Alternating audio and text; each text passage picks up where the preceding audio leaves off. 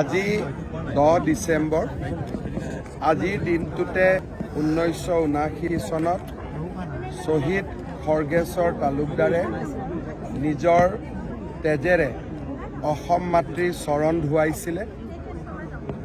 অসম আন্দোলনৰ 855 গৰাকী শ্বহীদৰ প্ৰতি শ্ৰদ্ধা জনাই ভাৰতীয় জনতা পাৰ্টি আৰু যুৱ মৰ্চাই প্ৰতি বছৰে শ্বহীদ দিৱস পালন কৰে। জামুগুৰিত য'ত নেকি 17 গৰাকী শ্বহীদে অসম মাতৃৰ তেজেৰে চৰণ ধুৱাইছিল, তেনে পবিত্ৰ আৰু ঐতিহাসিক স্থানত এই বছৰৰ শ্বহীদ দিৱস আমি পালন কৰিলোঁ।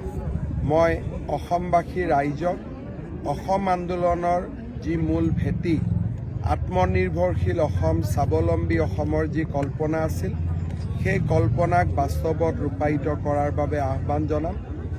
অসমৰ যুৱক সমাজক কপালৰ ঘামেৰে পৰিশ্ৰম কৰি অসমখনক সুজলা সুফলা কৰি গঢ়ি তুলিবৰ বাবে আহ্বান জনাম। সমষ্টি যি ধৰণে পুনৰ নিৰ্ধাৰণ হ'ল, অন্ততঃ বেছ কিছু বছৰলৈ 105জনতকৈ অধিক বিধায়ক ভাৰতীয় অসমীয়া মূল যিটো আমি ভেটি বুলি কওঁ, সেই ধৰণৰ লোকেৰে নিৰ্বাচিত হৈ আহিব, যি ৰাজনৈতিক দলেই নহওক কিয়। আৰু ই আমাৰ কাৰ্যকালৰ এক উচ্চতম সফলতা আছিলে যে আজি আমি অসমখনক কিছু বছৰৰ বাবে আমাৰ ৰাজনৈতিক স্বাৰ্থ যাতে সুৰক্ষিত হৈ থাকিব পাৰে, তাক আমি সম্পূৰ্ণৰূপে নিশ্চিত কৰিব পাৰিছিলোঁ। আৰু সমষ্টিৰ পুনৰ নিৰ্ধাৰণ প্ৰক্ৰিয়াই অসমীয়াৰ আৰু ভাৰতীয় ৰাজনৈতিক অধিকাৰ সুৰক্ষিত কৰিলে। এতিয়া আমি অৰ্থনৈতিক অধিকাৰ সুৰক্ষিত কৰাৰ বাবে আগবাঢ়িব লাগে।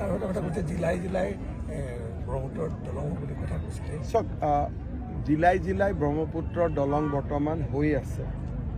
তিনিচুকীয়াত ঢলা শদিয়া, ডিব্ৰুগড়ত বগীবিল, যোৰহাট মাজুলীৰ ওপৰত, গোলাঘাটত গোলাঘাট নুমলীগড়ৰ মাজেদি সুৰংগ, তাৰপিছত নগাঁও কলীয়া ভোমোৰা, তাৰপিছত মৰিগাঁও, দৰং আৰু মৰিগাঁৱৰ মাজত এখন দলং আমি এই বছৰৰ ভিতৰতে 25ত আমি কৰিব গৈ আছোঁ। তাৰপিছত মঙলদৈত নাৰেংগী কুৰুৱা, কামৰূপ মেট্ৰ'ত গুৱাহাটী উত্তৰ গুৱাহাটী, কামৰূপ ৰুৰেলত পলাশবাৰী শুৱালকুছি, গোৱালপাৰা ধুবুৰী। প্ৰতিখন জিলাতে খালি শিৱসাগৰ জিলা বাদ পৰি আছে।